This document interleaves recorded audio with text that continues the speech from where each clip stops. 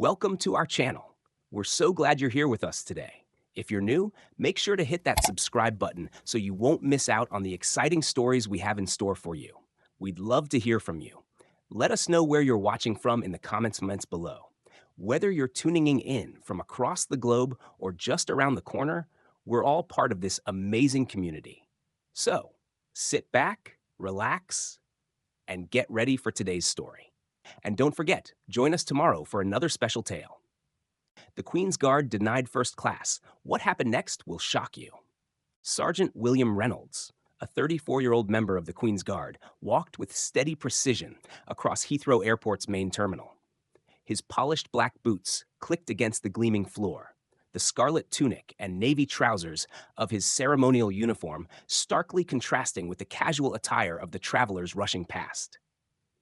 His tall frame, accentuated by the tall bearskin cap, commanded attention without a single word spoken. Each step he took was measured, purposeful, a testament to years of training and unwavering discipline. Despite the buzz of the busy terminal, Sergeant Reynolds remained unfazed by the constant stares and whispers that followed him. His face remained impassive, a true reflection of the composure he had perfected over 15 years as a royal guard at Buckingham Palace. He was no stranger to the looks. Many saw his uniform as little more than a theatrical costume, something they could take a picture with or comment on. But for him, it was far more than just an outfit. It represented centuries of tradition and service to the crown. His uniform was not a costume, but a symbol of honor, responsibility, and pride. Today, he was traveling to Edinburgh for a ceremonial guard exchange between royal residences. Normally, such travel would be arranged through military transport, but due to an urgent schedule change, he found himself on a commercial flight. Approaching the first-class check-in counter, Sergeant Reynolds stood calmly behind a businessman engrossed in his phone. When it was his turn, he stepped forward with the same disciplined movements that had become second nature to him. "Good morning," he said, his voice carrying a quiet authority, owned through years of commanding attention without speaking. "Sergeant William Reynolds, Queen's Guard. I have a first-class reservation on the 10:40 flight to Edinburgh." He placed his military ID, passport, and ticket confirmation on the counter in precise alignment. But as the airline agent, Rebecca Norton, looked up at him, she hesitated. Her professional smile faltered, and her eyes darted from his ceremonial uniform to his documentation, clearly surprised by the sight before her. After a brief pause, she turned away and made a call to her supervisor, raising an unexpected complication.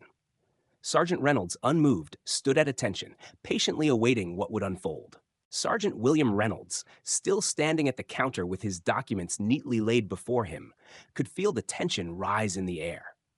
The airline agent, Rebecca Norton, had excused herself with a quick phone call to her supervisor, leaving the sergeant to quietly observe the growing uncertainty around him. As minutes ticked by, Reynolds remained composed, his military training sharpening his focus.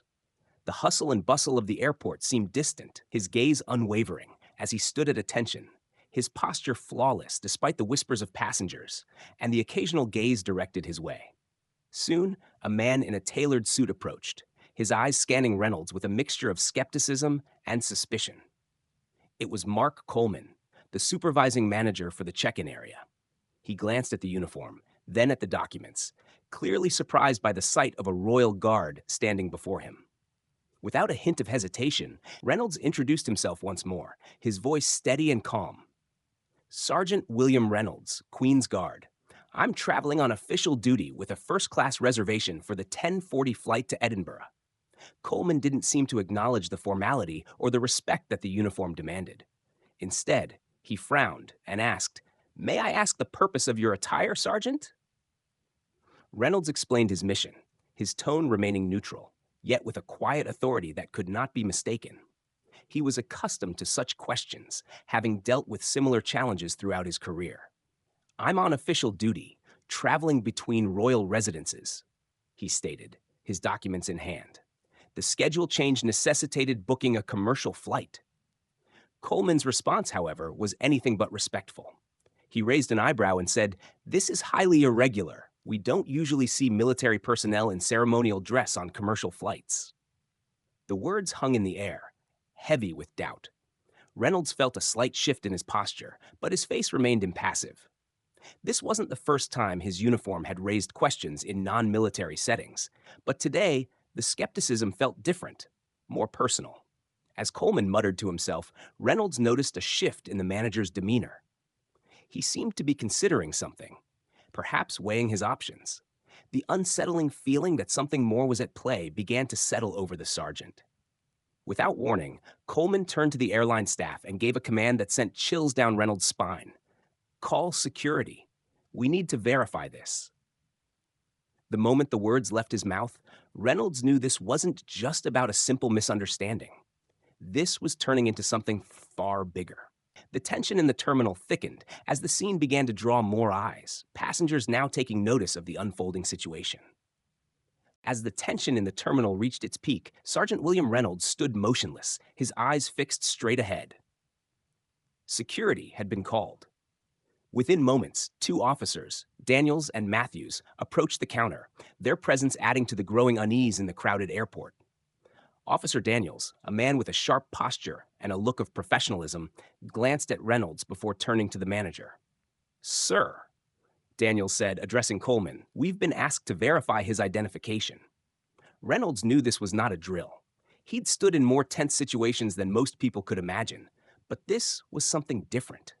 His military ID, passport, and official orders lay before the agents, but that wasn't enough. There was a sense of distrust in the air, a feeling of being judged solely by the uniform he wore. With a slight nod, Officer Daniels gestured toward a private area for screening.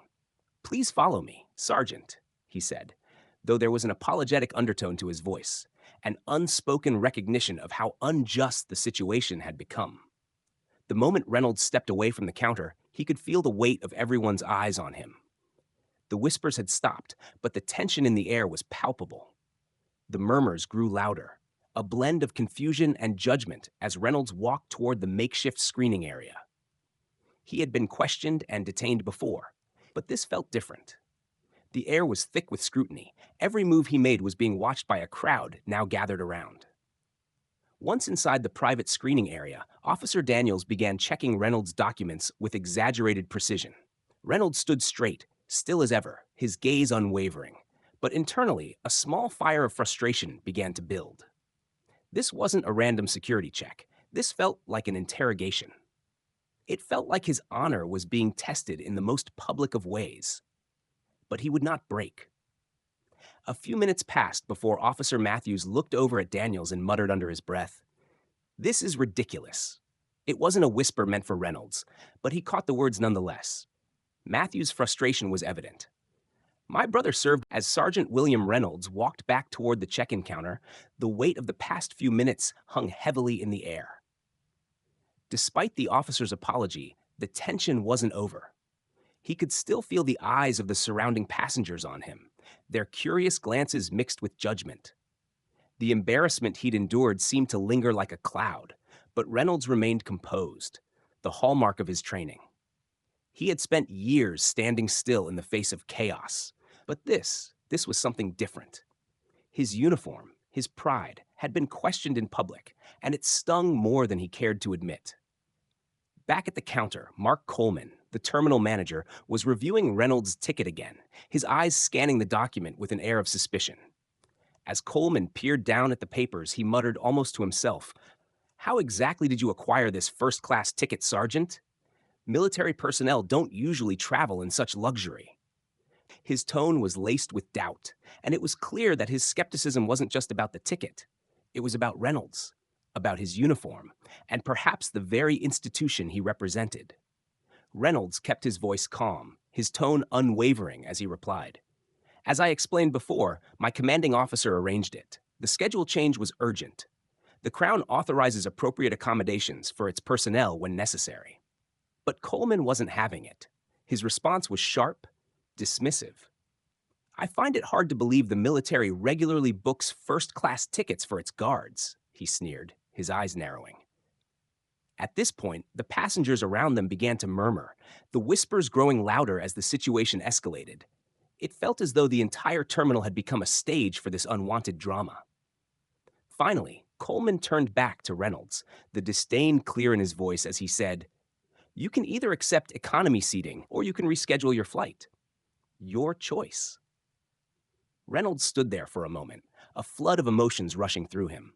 The urge to protest, to make a scene, was strong, but he knew better.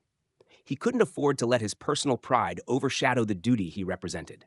He wasn't just a man in a uniform. He was a symbol of centuries of tradition and service. He couldn't let that be tainted by this injustice. "As you wish," he finally said, his voice calm and dignified. "I won't cause a scene." The change to economy class came swiftly, and the sting of it still lingered as he took his new boarding pass. As he walked toward the gate, Sergeant Reynolds could feel the weight of the injustice settle deeper in his chest, but he refused to let it break him. He would carry on, as he always had, because sometimes dignity meant swallowing humiliation for a greater cause. Little did he know, his moment of quiet restraint would soon set off a chain of events that no one at Heathrow could have predicted. As Sergeant William Reynolds made his way down the narrow aisle of the plane, the weight of the previous hours continued to hang over him. The embarrassment of being reassigned to economy class still stung, but he kept his composure. The cramped seats, the glances from passengers, and the occasional murmur of disbelief, it all felt like an affront to the very uniform he wore. Yet, Reynolds maintained his stoic expression, a reminder of the years of training and discipline that had kept him grounded through far greater challenges. His resolve was unshaken, even though his pride had taken a blow. Reaching his seat, Reynolds found an elderly man occupying the window seat. The man looked up and, to Reynolds' surprise, his eyes widened with recognition. "Well, I'll be damned," the man said, his voice thick with surprise and admiration. "A Queen's Guard on my flight." Reynolds offered a polite smile, nodding as he stored his bearskin cap in the overhead compartment and maneuvered into his seat. The man introduced himself as Walter Simmons, a retired Royal Marines officer. "Served 28 years before they put me out to pasture," Simmons said, a small chuckle escaping him. Reynolds adjusted himself in the seat, his ceremonial tunic slightly uncomfortable in the tight space. Simmons leaned closer, lowering his voice. "I saw what happened up front," he said, a hint of anger in his tone. "That pencil pusher had no right treating you that way. Disgraceful." Reynolds gave a small diplomatic smile. "Just a misunderstanding, I'm sure," he replied, but Simmons wasn't convinced. "Bollocks," he muttered. "That was discrimination, plain and simple. You should file a complaint when we land." Their conversation continued, with Simmons sharing stories from his service days while Reynolds listened intently, grateful for the man's company. As the flight continued, the atmosphere in the cabin began to shift. Passengers who had been silently watching now turned their attention to the two men. Some were captivated by Simmons' animated tales, others by the quiet dignity of the man in the uniform. But just as the situation seemed to settle into a calm rhythm, the unexpected happened. A commotion erupted several rows behind them, followed by a flight attendant's, "We'd love to hear from you." Have you ever been in a situation where you were judged based on your appearance or your uniform? How did you handle it? Was it a moment of restraint, like Sergeant Reynolds?